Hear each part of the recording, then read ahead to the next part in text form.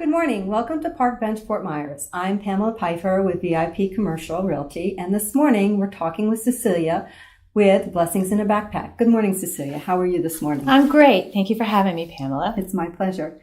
Would you be so kind as to tell our audience all about Blessings in a Backpack, how it gets started, what it's about, and what it is that you do? Well, Blessings in a Backpack will be 10 years old this year, but what we do is we supplement children that are receiving free breakfast and lunch. We supplement that for the weekend. So we send them home on Friday with 2 breakfasts and 2 lunches so that they are getting consistent nutrition over the weekend.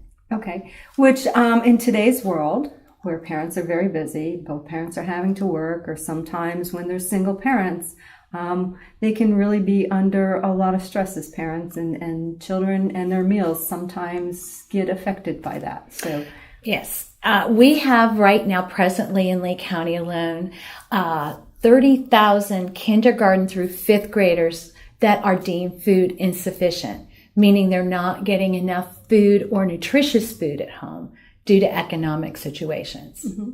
And it's my understanding that you work with a dietitian or nutritionist and tremendous amount of donors that tell us how you put this together and how you get your funding and how the community helps to support this. Okay, great. Well, first of all, we're a national organization. So because we're a national organization, we're able to get a national contract. So we have an FDA food provider that supplies us with phenomenal food solutions. And then we have a master dietitian that we work through with Kellogg's, who is also one of our suppliers. Mm-hmm. And through that, which is what we've done this summer, is put together several nutritious menus. With that said, then we have these 4 menus each semester that come to each of our schools in a pre-pack that fits very securely in a child's backpack, and it goes home with the child. We're able to do that for $100 a child per school year. That's amazing. Just $100 for a child can feed them on a weekend. 38 weeks. Wow. Yes, that's $2.64 for each weekend that we feed that child. How many of us spend that on a night out having dinner? Oh, yeah.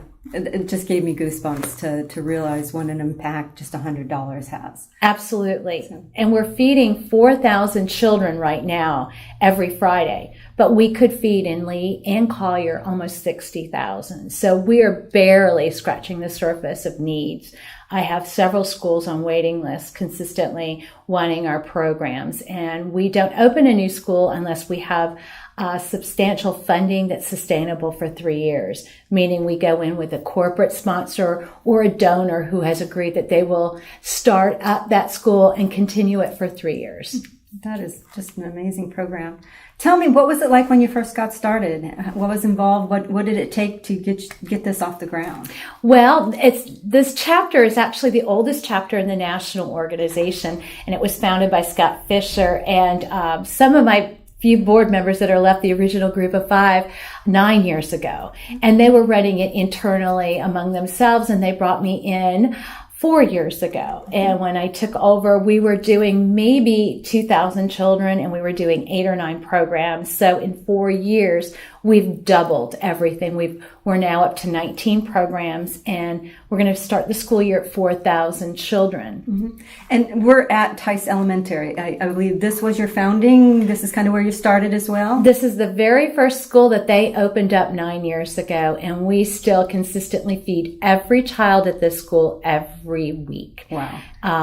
We're very, very lucky that we have a phenomenal donor who has been sustaining this school for 9 years. That is just amazing. I'm so happy to be talking to you about this and also making more people in Fort Myers and the world aware of this program. So tell me about maybe one of your most memorable moments that you've experienced. That's real easy. We have, speaking of the donor that does the school, he has an annual fundraiser called C4C, Children for Children. And it's a weekend-long event that he brings in all these athletes and they do all these, events. They have a golf event and a poker game and all this great stuff. But what they do on Friday morning every year is bring these retired athletes to one of our programs. Well, this year we decided to take it up a notch, and we were able to get Barbara B. Mann, and we were able to bus in over 200 children to have breakfast with Tony the Tiger. Now, I have to tell you, first of all, our FDA food provider, who is the sponsor for this weekend event, provided breakfast packs for every child. Kellogg's brought in Tony the Tiger. But you have to understand the children that we feed are the poorest of poor here in Lee County. And it didn't even dawn on us till they started filing in and Tony was greeting them that these children went crazy. They never have been to Disney World. Yeah. They've never been to Busch Gardens. Yeah. It broke my heart to realize that these children, this was the first time that they've ever seen a character come to life. And these little 6 and 7-year-old children were just hugging and crying and wouldn't let go of Tony the Tiger. And they were so excited to have their breakfast packs. And they first thought that they were having to take them home. And we're like, no, you can eat them now. Mm-hmm. And then on top of that, they met all these phenomenal athletes, ex-NBA people and ex-football people. And it was just one of those moments and mornings that was just, that's why we do what we do. But to see 200 of these children just in pure bliss, mm-hmm. and it's because of the people mm-hmm. that support our organization. So that's probably one of my most memorable That's a pretty memories. Cool experience. I tear up still talking about it. There's something about seeing children's eyes just light up too. Yeah. And it still reminds me why we do what we do, that there's just such a need in our community. So what can you say people find most memorable about Blessings in a Backpack?